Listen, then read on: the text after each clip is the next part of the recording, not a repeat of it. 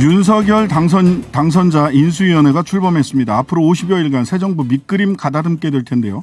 당장 속도를 내고 있는 대통령 집무실 이전을 비롯해서 과제들이 많습니다.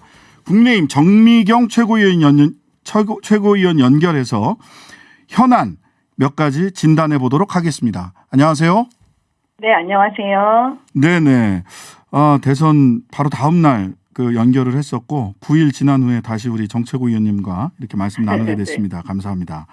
네, 고맙습니다. 예, 우선 인수위 구성이 완료됐는데요. 24분의 인수위원과 대변인단 특보까지 쭉 완성이 돼서 30명 남짓으로 대체로 언론에 소개가 되고 있는데 총평 먼저 좀 해주시겠습니까?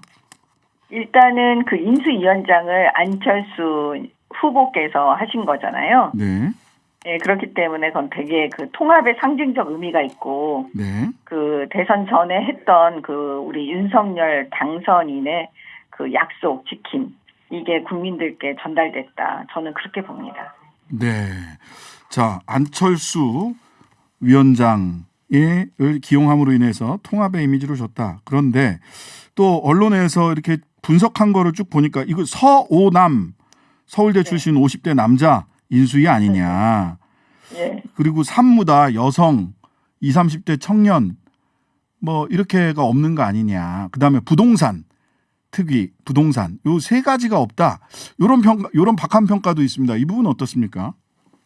지금 이제 현재 그 안철수 전 대표와 그 윤석열 당선자 또 이제 이렇게 협의하에 능력 위주로 이제 사람을 구성을 하다 보니까 그 부족한 부분이 당연히 나올 수 있죠. 네. 그 부분은 이제 전문위원들, 앞으로 이제 자문위원들, 이렇게 이제 그 다양하게 그 부족한 부분을 기용하시면 저는 충분히 국민들께 이제 어필할 수 있다. 저는 그렇게 봅니다. 네네. 자, 부동산 같은 경우는 어떻게 TF라도 새로 만들게 될 수도 있다. 이런 보도가 나왔던데 부동산 관련해서는 어떨까요? 사실 굉장히 국민들이 관심이 있는 쪽이 부동산 분야일 텐데. 이번에 그 정권 심판에 어떻게 보면 그 주축을 잃었던 지점이죠. 네네. 네, 부동산 부분은. 당연히 그 부동산은 그 전문가들로 해서 당선인께서 그 부분을 너무 잘 알고 계시기 때문에요. 네. 어떤 전문가 그룹으로 TF를 만들어서 저는 할 거라고 봐요. 네, TF가 만들어질 거다. 실무진을 보강하는 것 이상의 어떤 그렇죠. 조치가 있을 거다. 예. 네, 네. 네. 이런 평가도 있습니다. 이거 MB 아바타 내지는 MB 2기 아니냐라고 할 정도로 소위 언론에서 친 2계로 분류하는 분들이 인수위원회에 많이 참여를 하셨는데. 그 지난번 서울시장, 부산시장 보궐선거 때요. 네. 그 오세훈 시장, 박형준 시장에 대해서 민주당이 뭐라 그랬냐면 네. 다 MB 아바타라고 그랬어요. 네네.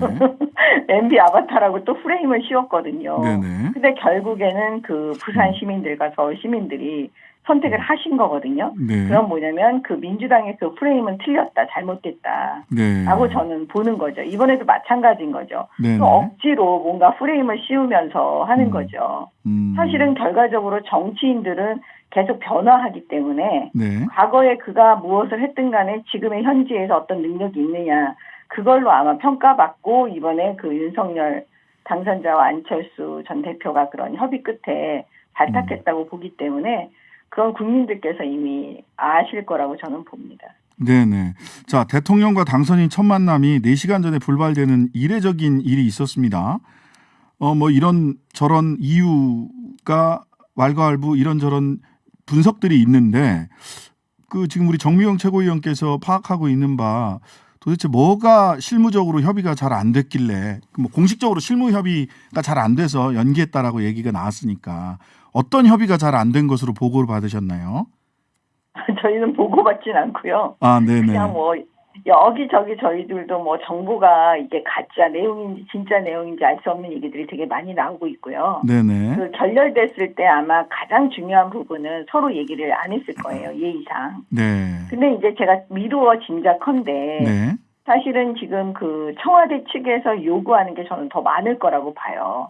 무슨 얘기냐면 이게 언론에 공개됐을 때 덜 부담스러운 내용이 있고 아주 부담스러운 내용이 있을 겁니다. 네. 그러면 부담스러운 내용을 보통 요구한 측은 제가 볼 때는 그 청와대 측이 아닐까라고 제 생각이지만 네. 그렇게 보여지거든요. 네. 그래서 그런 부분은 사실은 지금의 그 새로운 정부, 이 당선자 측에서 그거를 갖다가 그 약속해 줄 수 없는 내용들이 있었을 거예요. 네. 그렇기 때문에 그 부분에 대해서 이제 협의가 안 되니까 결렬된 건데 사실 그러다 보니까 여러 가지 얘기들, 소문들이 난무하잖아요. 네. 그래서 제가 볼 때는 빨리 만나시는 게 좋지만 네. 만약에 지속적으로 약속이 안 되고 협의가 안 된다면 그런 내용들이 그러면 만나는 게 또 어려워질 수도 있다 이렇게 보여집니다. 왜냐하면 네. 그냥 덕담하려고 만나시는 건 아닐 테니까요. 덕담하려고 만나면 실무진 간에 만나서 조율할 이유가 전혀 없거든요. 네.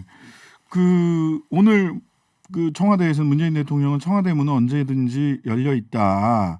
그러니까 뭐 만나자. 그리고 당선자의 그 정책에 대해서 개별적으로 의견 내지 마라.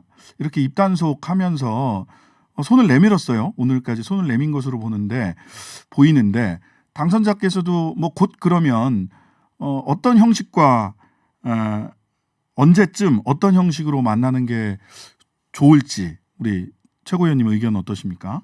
보통은 그 청와대 방문하시는 게 맞죠, 당선자께서. 네네. 청와대 안에서 만나시는 게 뭐 그 좋을 걸로 보이는데 아까 말씀하신 건대로 실무진 간에 그런 조율이 되지 않더라도 그냥 우리는 그냥 자연스럽게 그냥 좋은 얘기만 하자. 네. 얼굴 보고 덕담해주고 축하해주고 고생하셨다고 말씀드리고 이런 만남을 원하시는 건 아니시잖아요. 네. 그렇기 때문에 지금 그 대통령께서 문재인 대통령께서 그런 얘기하시는 거는 지금 그런 조율들이 잘 좀 되기를 바라는 마음에서 네. 그 탁현민 씨가 막 그 조롱하는 듯한 당선자 측의 공약이나 이런 거에 대해서 네. 조롱하는 듯한 그런 건 하지 말아달라라고 네. 그냥 원칙론적인 얘기를 하신 게 아닌지 저는 그렇게 봅니다. 그러니까 의제 조율 없이 그냥 덕담하러 만나는 거는 큰 의미는 없다. 이런 취지시네요. 네. 예. 아니 그런 건 당선자 측에서도 뭐 그건 당연히 만나는 거지 그걸 만남을 거부할 이유가 서로가 없잖아요. 네. 저는 문재인 대통령도 윤석열 당선자도 같은 마음일 거예요. 그렇지만 네. 그런 만남이 아닌 뭔가 조율한다는 거니까 네. 뭘 조율할까요? 네. 실무자들이 먼저 만나서 조율할 게 뭐가 있을까요? 네. 분명히 요구하는 게 있으니까 조율이라는 단어가 나오는 거 아니겠습니까? 네. 네, 근데 그 조율을 빨리 해주기를 바라는 문재인 대통령 마음도 있는 거죠. 그러니까 청와대 측에서 보통 그 요구하는 게 더 많지 않을까 이건 제 생각이지만 그렇게 봅니다.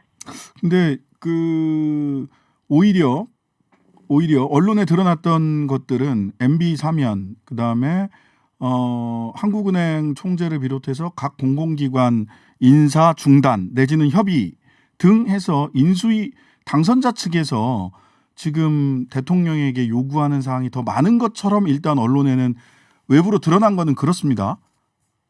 언론에 드러난 거는 예. 그 드러날 수 있는 거니까 부담이 없는 거예요, 사실. 네. 당선자 입장에서도. 그런데 만약에 드러나지 않는 것 중에 지금 이거는 확인되진 않지만요. 네. 예를 들어서 그 문재인 정권에 있을 때 그 적폐 수사를 하지 말아달라. 만약에 그런 게 있다면 그거는 당선자 측에서 받아들이긴 되게 어려운 지점 아닐까요? 네, 상당히 예민한 부분을 말씀을 해주셨는데요. 굉장히 예민한 부분이죠. 그러니까 제 얘기는 그 드러난 것과 드러나지 않는 것들도 있다는 거죠. 네, 그렇기 때문에 그런 지점 간의 조율이 문제인 거지 사실은 뭐냐면 인사권도요. 네. 국민들께서 이번에 새로운 정부로 바꾸셨잖아요. 정권 심판론이 일단 받아들여져가지고.